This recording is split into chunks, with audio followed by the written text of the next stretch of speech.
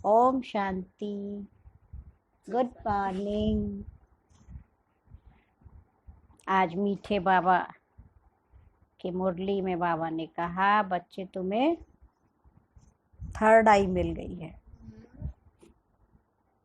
इस देह की दुनिया, देह संबंध सब कुछ देखते हुए भी बाबा कह रहे अब तीसरे नेत्र से देखो। इन आँखों से जो दिखाई दे रहा है इससे अपना बुद्धि योग हमें निकालना होगा। बेहद का वैरागी बने, नष्टो मोहा बनना है ना। बाबा चाहता अपना मन बुद्धि सब कुछ अर्पित कर दो शिव बाबा पे, और जब समर्पित कर दिया तो ऑटोमेटिक हमारा मोह वहाँ से खत्म हो जाएगा। और विशेष बाबा ने कहा कोई परिस्थिति समस्याएं आती हैं तो सदा सोचो हमारे सिर पर भगवान का वरद हस्त है, तो वो सब समस्याएं हल्की हो जाएंगी। और मैं भगवान का अमूल्य रत्न हूँ, अपनी वैल्यू हमें समझनी है। भगवान हमारी वैल्यू समझ रहा है, लेकिन मैं अपनी वैल्यू समझूं कि मैं कौन हूँ, किसने मुझे अपना बनाया है और हमें कौन पढ़ा रहा है। तो ये जब हमें खुशी होगी तो ऑटोमेटिक सारी दुनिया से हमारा बुद्धि योग हटता जाएगा। फिर विशेष बाबा हम बच्चों को मैनर्स भी सिखाते ना। अपना चार्ट रखने के लिए बाबा कहते बच्चे अपना रजिस्टर जरूर देखो। वो स्व की चेकिंग हमें स्वयं करनी है।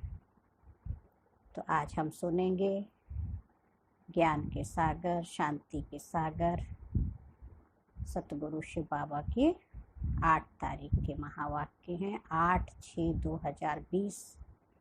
मीठे बाबा ने कहा, मीठे बच्चे तुम्हें अब ज्ञान का तीसरा नेत्र मिला है, इसलिए अब तुम्हारी आँख किसी में भी डूबनी नहीं चाहिए। आँख डूबना माना उसमें बुद्धि चली जाए। कोई अच्छी चीज़ है, व्यक्ति है, वस्तु है, वैभव है, यही 3 जगह बुद्धि जाती है। तो बाबा कह रहे तुम्हारी आँख किसी में भी डूबनी नहीं चाहिए। प्रश्न है, जिन्हें पुरानी दुनिया से बेहद का वैराग्य होगा उनकी निशानी क्या होगी? उत्तर है, वो अपना सब कुछ बाप को अर्पण कर देंगे। हमारा कुछ भी नहीं। बाबा हमारी यह देह भी नहीं है, ये तो पुरानी देह है, इनको भी छोड़ना है। उनका मोह सबसे टूटता जाएगा, नष्टो मोहा होंगे। उनकी बुद्धि में रहता कि यहाँ का कुछ भी काम नहीं आना है, क्योंकि ये सब हद का है। तो हद की चीज़ें माना लिमिटेड है, तो लिमिटेशन से बाबा करे ऊपर निकलो। बाबा हमारा बेहद का अनलिमिटेड, इतनी विश्व की आत्माओं का पिता, तो हमारे भाई बहने कितने हो गए। तो अनलिमिटेड बुद्धि रहे, विशाल दिल, बड़ी दिल वाला। ओम शांति। बाप बच्चों को ब्रह्मांड और सृष्टि चक्र के आदि मध्य अंत का ज्ञान सुना रही हैं, जो और कोई भी सुना नहीं सकती।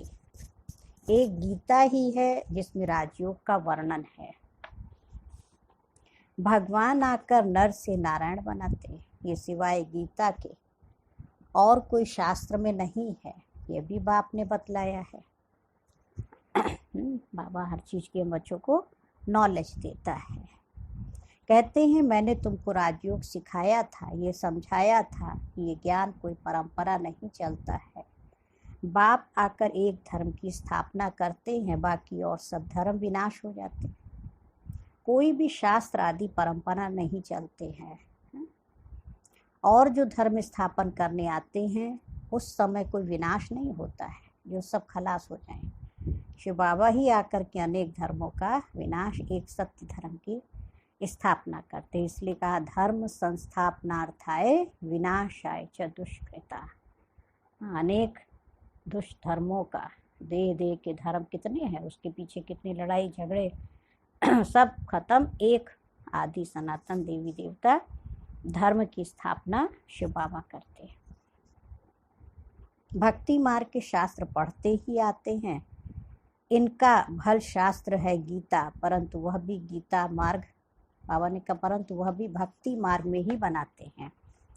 क्योंकि सतयुग में तो कोई शास्त्र रहता ही नहीं और धर्मों के समय विनाश तो होता ही नहीं है। पुरानी दुनिया खत्म होती नहीं, जो फिर नई हो वही चलती आती है। अभी तुम बच्चे समझते हो ये पुरानी दुनिया खत्म होनी है, हमको बाप पढ़ा रहे हैं। गायन भी एक गीता का ही है, गीता जयंती भी मनाते हैं। वेद जयंती तो है नहीं, गीता जयंती है। भगवान एक है तो एक ही जयंती मनानी चाहिए, बाकी है रचना, उनसे कुछ मिल नहीं सकता। वर्षा बाप से ही मिलता है, चाचा काका आदि से कोई वर्षा नहीं मिलता। अभी ये है तुम्हारा बेहद का बाप, बेहद का ज्ञान देने वाला। यह कोई शास्त्र नहीं सुनाते, कहते हैं ये सब भक्ति मार्ग के हैं, इन सब का सार तुमको मैं समझाता हूँ। शास्त्र कोई पढ़ाई नहीं है, पढ़ाई से तो पद प्राप्त होता है। यह पढ़ाई बाप पढ़ा रहे हैं बच्चों को। भगवान वाच बच्चों प्रति, फिर 5000 वर्ष बाद भी ऐसे ही होगा।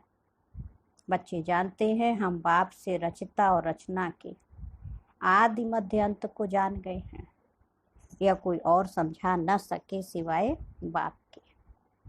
इस मुख कमल से बाबा हम बच्चों को सुनाते, ब्रह्मा मुख कमल से शिव बाबा ये ईश्वरीय ज्ञान है ना, सृष्टि के आदि मध्य अंत का सुनाते हैं। यह मुख भगवान का लोन लिया हुआ है, जिसको गौमुख भी कहते हैं। तो ये बड़ी माता हो गई ना, ब्रह्मा बड़ी माँ। तो बाबा कहते हैं इनके मुख से ज्ञान के वर्षंस निकलते हैं, ना कि जल आदि। तो लोगों ने वो ज्ञान जल को तो जल समझ लिया, अमृत। वास्तव में ये ज्ञान के वर्षंस है। भक्ति मार्ग में फिर गौमुख से जल दिखा दिया है। अभी तुम बच्चे समझते हो भक्ति मार्ग में क्या क्या करते हैं, कितना दूर गौमुख आदि पर जाते हैं पानी पीने।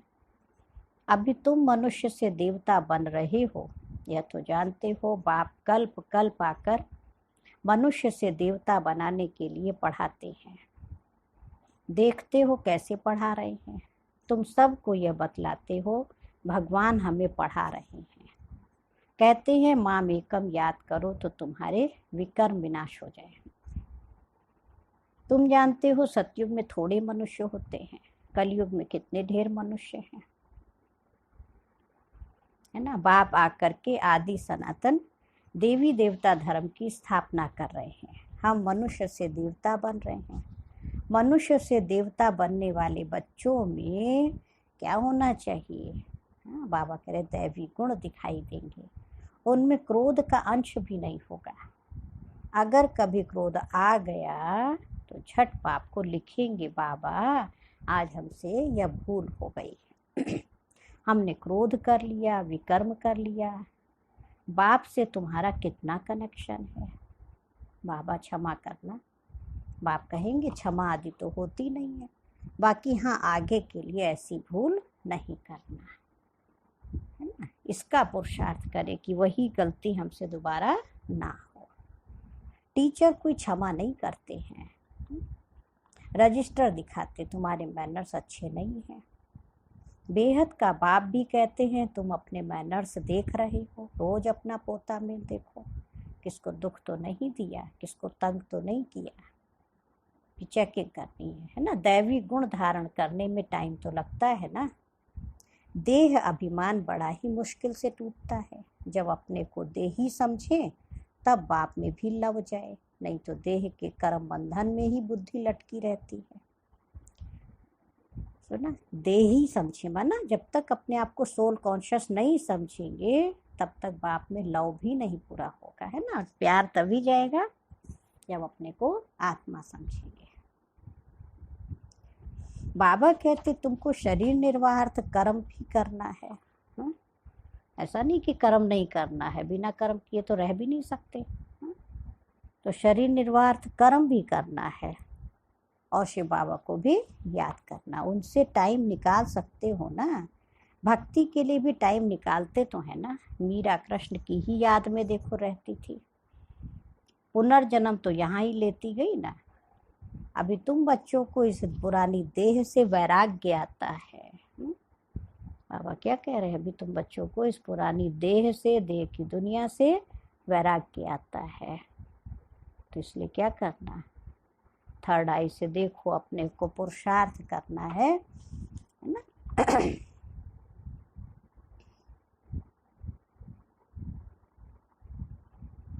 जानते हैं इस पुरानी दुनिया में फिर पुनर्जन्म लेना नहीं है, दुनिया ही खत्म हो जाती है। ये सब बातें तुम्हारी बुद्धि में है।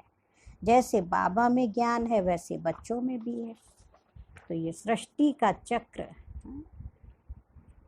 बाबा कह रहे और कोई की बुद्धि में नहीं होगा, केवल हम बच्चों को बाबा ये नॉलेज दे रहा है, इसलिए हमारी बुद्धि में ये ज्ञान है। तुम्हारे में भी नंबरवार है जिनकी बुद्धि में ये बातें रहती हैं। जिनकी बुद्धि में ये रहता है ना, तो बाबा कह रहे ऊंचते ऊंच पतित पावन बाप है, वो हमको पढ़ाते हैं।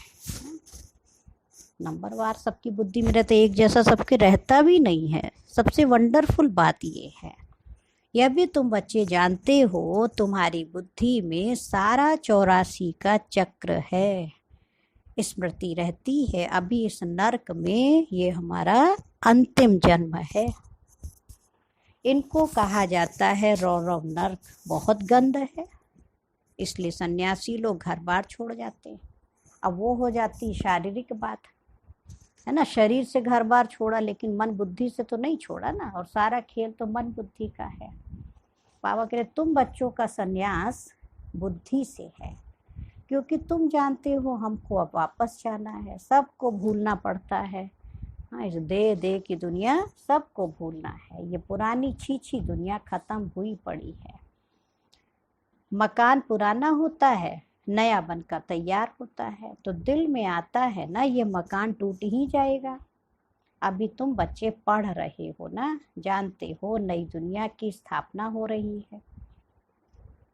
अभी थोड़ी देरी है, बहुत बच्चे आकर पढ़ेंगे। नया मकान अभी बन रहा है, पुराना टूटता जा रहा है, बाकी थोड़े दिन है। तुम्हारी बुद्धि में यह बेहद की बातें हैं।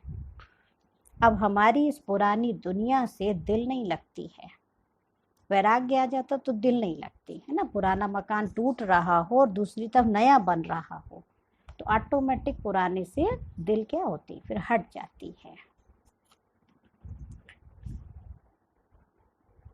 यह कुछ भी आखिर काम में नहीं आना है ना, बुद्धि में अब तो ये आ गया ना, हम यहाँ से जाना चाहते हैं। तो बाबा भी कहते हैं बच्चे पुरानी दुनिया से अब तुम्हें दिल नहीं लगानी है। दिल कहाँ लगाओ, मुझ बाप को और घर को याद करो तो तुम्हारे विकर्म विनाश हो, नहीं तो बहुत सजाएं खाएंगे और पद भी भ्रष्ट हो जाएगा। आत्मा को फुरना लगा हुआ है, हमने 84 जन्म भोगे हैं, अब बाप को याद करना है, तब विकर्म विनाश होंगे। बाप की मत पर चलना है, तभी श्रेष्ठ जीवन बनेगी। बाप है ऊंचते ऊंच, यह भी तुम बच्चे जानते हो। बाप अच्छी रीति स्मृति दिलाते हैं, वह बेहद का बाप ही ज्ञान का सागर है, वही आकर पढ़ाते हैं। तो बाबा कहते ये पढ़ाई भी पढ़ो और शरीर निर्वाह अर्थ कर्म भी करो, परंतु ट्रस्टी होकर रहो, है ना। जो कार्य व्यवहार भी करते हैं घर परिवार को चलाने के लिए, तो बुद्धि में रहे कि ये बाल बच्चे घर परिवार शिव बाबा का है, बाबा ने मुझे निमित्त बनाया है इनको संभालने के लिए। तो ऑटोमेटिक हम फिर डिटैच होते जाएंगे सबसे। तो जिन बच्चों को पुरानी दुनिया से बेहद का वैराग्य होगा, बाबा कहते वो अपना सब कुछ बाप को अर्पण कर देंगे। हमारा कुछ भी नहीं है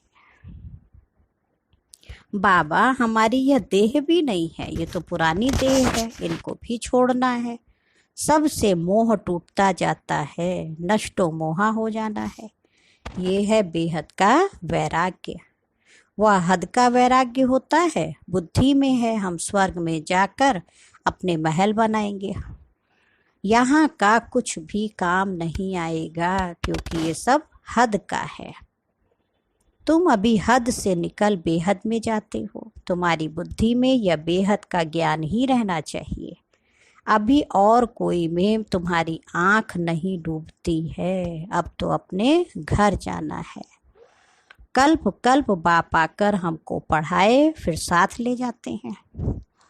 तुम्हारे लिए ये कोई नई पढ़ाई नहीं है। तुम जानते हो कल्प कल्प हम पढ़ते हैं, तुम्हारे में भी नंबरवार है। सारी दुनिया में कितने ढेर मनुष्य हैं, परंतु तुम थोड़े ही जानते हो। आहिस्ते आहिस्ते ये ब्राह्मणों का झाड़ वृद्धि को पाता रहता है। ड्रामा प्लान अनुसार स्थापना होनी ही है। बच्चे जानते हैं हमारी रूहानी गवर्नमेंट है।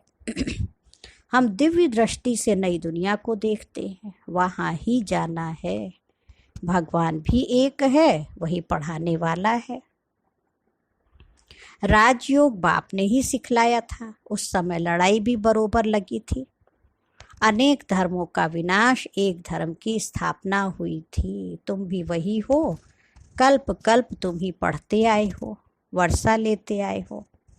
पुरुषार्थ हर एक को अपना करना है। यह है बेहद की पढ़ाई। यह शिक्षा कोई मनुष्य मात्र दे न सके। बाप ने श्याम और सुंदर का भी राज समझाया है। तुम भी समझते हो अभी हम सुंदर बन रहे हैं, पहले श्याम थे।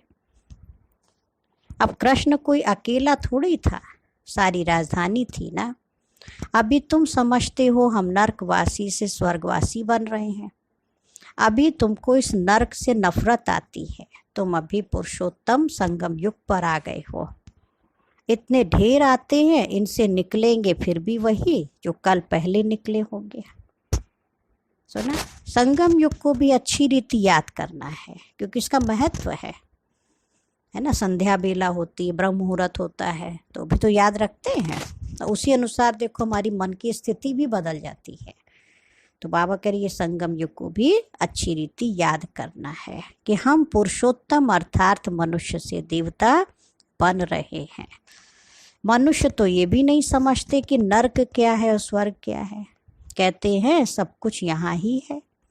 जो सुखी है वो स्वर्ग में है और जो दुखी है वो नरक में है। अनेक मतें हैं, एक घर में भी अनेक मतें हो जाती। बच्चों आदि में भी मोह की रग है, वो टूटती नहीं है। मोहवश कुछ समझते थोड़ी हैं कि हम कैसे रहते हैं। पूछते हैं बच्चे की शादी कराएं बाबा, परंतु बच्चों का भी, बाबा कह रहे परंतु बच्चों को भी ला नियम समझाया जाता है कि तुम स्वर्गवासी होने के लिए एक तरफ नॉलेज ले रहे हो और दूसरे तरफ पूछते हो उनको नरक में डाले। पूछते हो तो बाबा कहेंगे जाकर करो। बाबा भी क्या करे। बाबा से पूछते हैं तो बाबा समझाते इनका मोह है, अब ना करेंगे तो भी अवज्ञा कर देंगे। बच्ची की तो करानी ही है, नहीं तो संग दोष में खराब हो जाती फिर। इसलिए बच्ची की शादी कराना माँ बाप का फर्ज है। घर में भी बहुत झगड़े लग पड़ते हैं। ये है ही झगड़ों की दुनिया। इसलिए शिव बाबा का नाम क्या है? घर घर के झगड़े मिटाने वाला, सारे विश्व के झगड़े मिटाने वाला एक मंदिर है शिव बाबा का। उसको कहते हैं झगड़ेश्वर मंदिर। झगड़ों को मिटाने वाला ईश्वर। कांटों का जंगल है ना, एक दो को काटते रहते। देखो शब्दों से, आँखों से, हर तरह से एक दूसरे को लगता है जैसे खा जाएंगे। तो ऐसी स्थिति आज दुनिया की बन गई। बाबा कहते स्वर्ग कहा जाता है गार्डन को, है ना। स्वर्ग को कहते गार्डन और ये है जंगल। तो बाबा आकर कांटों से फूल बनाते हैं। कोई विरले निकलते हैं, विरले माना कोई रेयर है। प्रदर्शनी में भल हाँ हाँ करते हैं, परंतु समझते कुछ भी नहीं है। एक कान से सुनते, दूसरे कान से निकाल देते हैं। राजधानी स्थापन करने में टाइम तो लगता है ना। मनुष्य अपने को कांटा समझते थोड़ी है। इस समय सूरत मनुष्य की भल है, परंतु सीरत बंदर से भी बदतर है। परंतु अपने को ऐसा समझते नहीं है। तो बाबा कहते अपनी रचना को समझाना है ना। अपने बच्चे हैं उनको समझाओ कि आज देखो मनुष्य की सूरत मनुष्य की है, लेकिन कर्म देखो कैसे होते जा रहे हैं। तो बाबा कह रहे उनको भी समझाओ। अगर नहीं समझाते हैं, बाबा कह रहे अगर नहीं समझते हैं, बच्चे कहना नहीं मानते हैं, तो बाबा भी क्या करे। बाबा कहते को भगा दो, परंतु वो ताकत चाहिए ना। मोह का कीड़ा ऐसा लगा रहता है जो निकल ना सके। कहना नहीं मान रहे हैं बच्चे तो भी उनको चिपकाए हुए हैं। यहाँ तो नष्टो मोहा बनना है। मेरा तो एक शिव बाबा, दूसरा ना कोई। अब बाप आया है लेने के लिए, पावन बनना है, नहीं तो बहुत सजा खाएंगे और पद भी भ्रष्ट हो जाएगा। अब अपने को सतो प्रधान बनाने का भी फुरना लगा हुआ है। शिव के मंदिर में जाकर तुम समझा सकते हो। भगवान ने भारत को स्वर्ग का मालिक बनाया था, अब वो फिर से बना रहे हैं। कहते हैं सिर्फ मामेकम याद करो ना। बाबा क्या सावधानी देते बच्चे, मामेकम याद करो। अच्छा, मीठे मीठे सिक्के लधे बच्चों प्रति माता पिता बाप दादा का याद प्यार और गुड मॉर्निंग। रूहानी बाप की रूहानी बच्चों को नमस्ते। हम रूहानी बच्चों की रूहानी बाप दादा को याद प्यार नमस्ते और गुड मॉर्निंग। शुक्रिया बाबा, शुक्रिया।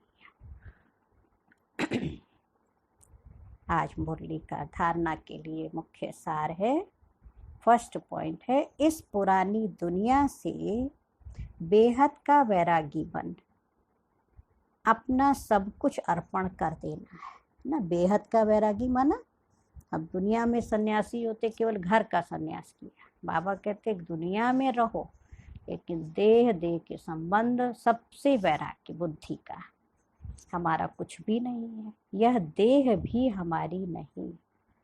इनसे मोह तोड़ नष्टो मोहा बनना है। सेकंड पॉइंट है, कभी भी ऐसी कोई भूल नहीं करनी है जो रजिस्टर पर दाग लग जाए। सर्वदैवी गुण धारण करने हैं, अंदर क्रोध का जरा भी अंश ना हो।